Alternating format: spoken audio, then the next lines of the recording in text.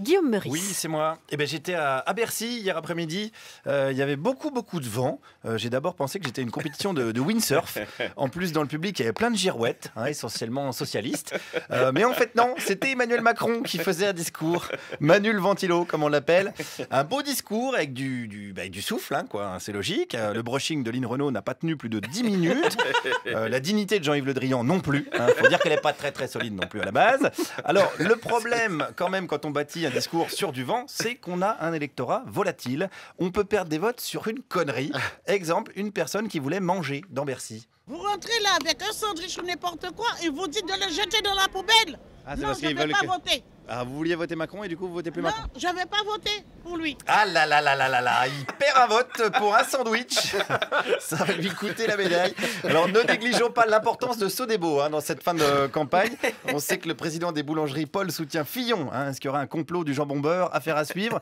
Alors heureusement, il y a des électeurs quand même de Macron qui fondent leur soutien sur des arguments plus solides, comme ce jeune. Vous avez déjà vu un arc-en-ciel? Ouais. Vous savez ce qu'on fait avec un arc-en-ciel?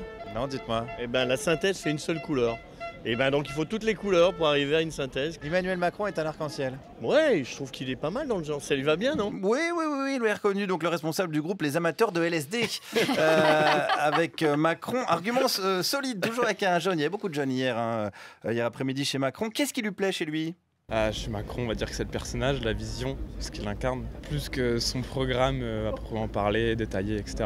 Où on a bien vu qu'il restait plutôt vague et pas très précis dans ses propos. Et ça vous dérange pas? Non, ça me dérange pas parce que je pense qu'un programme, c'est surtout fait pour être élu, parce qu'on sait très bien que c'est pas forcément calculé au niveau du financement. Derrière, on ne sait pas vraiment exactement comment on va s'en sortir et comment on va faire. Mais quand même, vous allez voter Macron. Oui, mais quand même, je vais voter Macron. Mais oui, mais pourquoi pas? C'est comme les nems, si vous voulez. Si on savait ce qu'il y avait dans les nems, on n'en mangerait pas. Voilà, en fait, c'est pas un arc-en-ciel, c'est un nem.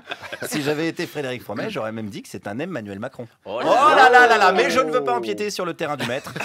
Donc, Macron, c'est un nem avec une nouvelle saveur. C'est pas comme les autres, m'a confirmé ce même jeune. Le fait qu'il soit aussi passé par le privé auparavant, tandis qu'en face, on a des personnes qui ont fait Sciences Po, l'ENA, qui ont à peu près tous le même cursus et qui sont dans la vie politique depuis...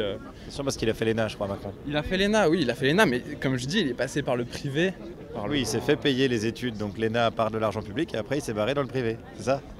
Ok, mais ça personnellement, c'est pas quelque chose qui me dérange. Non, mais c'est pas dérangeant du tout, on appelle ça du pantouflage. Et il faut rester droit dans ses chaussons quand on déclare à côté vouloir supprimer 150 000 fonctionnaires. Mais le jeune macroniste, vous l'avez compris, il s'en fout, il veut du neuf. Et le plus âgé macroniste, qu'est-ce qu'il veut? Qu'est-ce qu'il pense de la proposition d'Emmanuel Macron au bout de 2 offres d'emploi refusées, radiation de Pôle emploi? Moi, je trouve qu'on a 2 offres qui correspondent au profil. Et au bout de la deuxième, si on n'accepte pas, on n'est plus au chômage. Même si c'est mal payé. Mais enfin, on ne peut pas non plus éternellement vivre aux frais de la société, parce que la société vous dit vous ne voulez pas, au bout de 10 offres d'emploi, non, on continue, on vous paye. C'est le système qui va à sa mort. C'est une mesure qui est logique, qui est dans un pays moderne. Oh, le pays moderne. Le programme qui ferait passer Nicolas Sarkozy pour Arlette Laguillet. Et la modernité, on le sait, c'est de faire culpabiliser des chômeurs. C'est beau, cette France que nous promet Macron. L'ubérisation, on appelle ça. Un beau projet qui permet de payer, par exemple, les gens 3,50 € de l'heure. Oui, mais enfin bon, je veux dire, ils sont payés 3,50 € de l'heure. Pour beaucoup, c'est déjà mieux que zéro. Est-ce que ça ne fait pas des travailleurs pauvres? Quand on a un travail, on a d'abord une existence, on a une certaine dignité. On a une dignité quand on est payé 3,50 € de l'heure? Mais non, mais on n'a pas. Non, on a une dignité par rapport à quelqu'un qui ne vit sur rien. Non? Ah, il y a quand même un doute. C'est sûr que vouloir voter pour Kennedy et s'apercevoir qu'en fait c'est un Thénardier, c'est compliqué. Alors pour en finir avec ce doute quasi métaphysique, il me fallait un scientifique. Et ça tombe bien, Macron compte dans ses rangs Cédric Villani, notre champion du monde de maths, qui m'a bien résumé le sentiment et ce qui lui plaisait chez Manu. Pourquoi il était là? Pour apprécier et me ressourcer dans l'énergie qui se dégage toujours de ces meetings. Ah, vous trouvez qu'il y a une énergie qui se dégage des meetings d'Emmanuel Macron? Moi, je trouve qu'il y a de l'énergie et je suis très sensible à ce qui circule comme émotion dans la salle. Ah mais alors là, vous me parlez pas de programme, alors c'est vraiment en termes d'énergie, en termes de sensations. Vous savez, j'ai fait ma carrière en physique mathématique, même en physique statistique. Les mouvements de foule, les gestions d'opinion, ce sont des choses qui me fascinent. Mais moi aussi, je suis fasciné par tous ces gens emportés dans cette bourrasque. C'est un mélange d'économie libérale la plus violente et de plan de communication le plus décomplexé. S'il est élu, Manu, la rentrée sociale s'annonce chaude, car qui sème le vent récolte la tempête. Guillaume Meurice, merci. Mais je pense qu'en partant dans le